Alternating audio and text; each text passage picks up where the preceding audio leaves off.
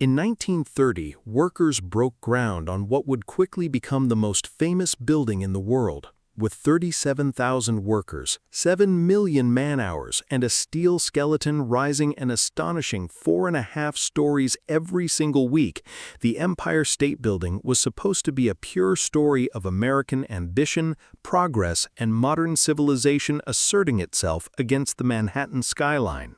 But before the first steel beam could rise, they had to dig. What the excavation crews found when they put their shovels into the bedrock of Midtown Manhattan was something the official historical record has spent nearly a century trying to explain away, minimize, or quietly bury. The official story is clean and neat. Workers dug down to the bedrock, found solid Manhattan schist at around 16 feet, and built their foundation.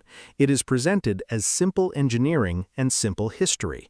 Yet there is another version of what happened on 34th Street in 1930, a version documented by engineers in their own field notes and whispered about by workers who revealed that the excavation had to be rerouted, that entire sections of the dig plan were abandoned, and that crews hit something the project managers had not planned for and could not explain.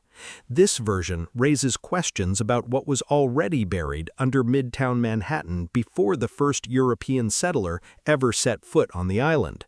If Manhattan schist is so close to the surface, why did the original excavation plans call for going deeper in certain sections, and why were those sections quietly rerouted?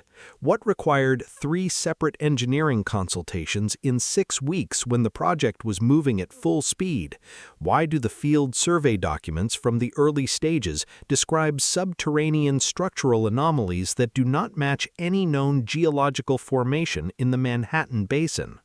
To understand what was found beneath the Empire State Building, we have to look at the world that was supposedly there before it.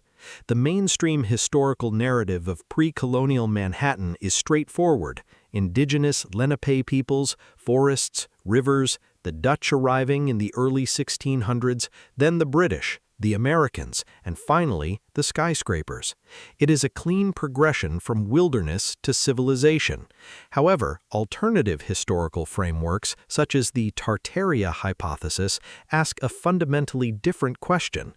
What if the progression was not from wilderness to civilization, but from one advanced civilization to another? This theory proposes that prior to a historical reset somewhere in the mid to late 1800s, there existed a global network of advanced cities, infrastructure, and architectural knowledge that was either deliberately erased from the historical record or destroyed in a catastrophic event so total that the survivors had to start over from near zero. Manhattan, in this framework, is not an island that was undeveloped wilderness before Europeans arrived. It is a geographically significant site that a prior civilization had already identified, developed, and built upon. The Empire State Building excavation did not happen in isolation. By 1930, Manhattan had already been dug up, tunneled through, and excavated countless times for subways and train terminals, each project producing moments where workers found things that did not fit. But the Empire State Building was deeper and more carefully documented because the building's unprecedented scale meant engineering scrutiny was intense. The demolition of the original Waldorf Astoria Hotel began in late 1929, and the excavation for the Empire State Building's foundation started in earnest in early 1930. The construction timeline was famously aggressive, and every delay carried immense financial costs. The foundation design called for the building's load to be transferred to the ancient metamorphic bedrock underlying Midtown. The engineering team, led by the firm of Shreve, Lamb, and Harmon, had no reason to expect surprises, but they got surprises. The first anomaly was documented in the field survey notes from the 3rd week of excavation. Crews working on the eastern section encountered what the notes describe as a discontinuity in the expected stratigraphy. The soil and rock layers were not where they should have been. The site engineers requested a geological consultation conducted by specialists brought in from Columbia University's Department of Geology. The Columbia consultants produced a report that, like so many inconvenient documents from the era, has never been made publicly available in complete form. However, fragments referenced in secondary engineering literature describe a finding of anomalous subsurface features in the eastern third of the site, features the geologists attributed to prior anthropogenic disturbance at depth. Prior anthropogenic disturbance means that someone had already been digging in that spot, moving earth and doing something underground at some point before the 1930 crew arrived. While mainstream geologists attributed this to 19th century utilities, the depth at which the anomalous features were found was inconsistent with such infrastructure. It was too deep and too organized. The Columbia report uses language like regular spacing and apparent intentionality of arrangement to describe what was found. Facing a ticking clock, project managers made a pragmatic decision. The eastern section of the excavation plan was rerouted, the foundation design was adjusted, and the load-bearing calculations were redistributed to the western and central sections, where the schist was clean. The anomalous section was effectively bypassed, encased, and built over without further investigation. But the rerouting of the eastern section was just the beginning. When foundation crews moved to the western section to compensate, they hit something completely different.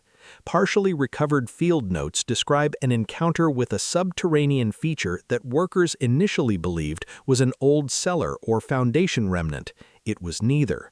The notes use words like void, cavity, and undetermined structural remnant. The description accompanying these clinical terms reveals that the void was roughly rectangular and its walls showed evidence of a finished surface treatment. The site engineer noted in a memo that he was unable to attribute this to any known modern construction technique.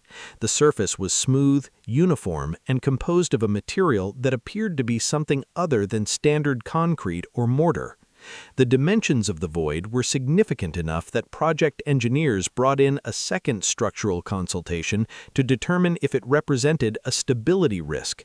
The engineers decided that as long as the void was properly filled and sealed before the foundation concrete was poured, it wouldn't pose a risk. That filling and sealing was done, the foundation was poured, the building rose, and the question of what that void was, what it was made of, and who had created it was left officially unanswered. When you look at the full pattern of anomalies across major excavation projects in New York, from pre-existing tunnel-like formations found at Grand Central Terminal to unexpected structural anomalies encountered during the subway builds, a consistent sequence emerges. Subterranean features are found, engineering adaptations are made, and the features are quickly filled, sealed, and built over. Midtown Manhattan corresponds to one of the highest points in the original topography of the island. The placement of significant structures on elevated, strategically visible ground is a consistent feature of ancient civilizations. Furthermore, fragments of the 1930 documentation suggest the orientation of these anomalous subsurface features was aligned with true cardinal directions, unlike the modern building above them, which follows the skewed Manhattan street grid. True cardinal alignment reflects a sophisticated relationship between architecture and astronomy, a hallmark of advanced ancient societies. The institutions around the 1930 engineers worked within a framework that had strong reasons to ensure certain findings did not become public.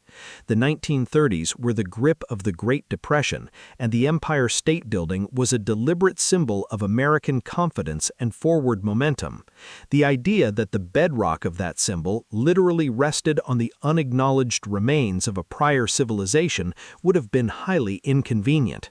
So the field notes were filed, the reports were restricted, the anomalous sections were filled, and the building rose.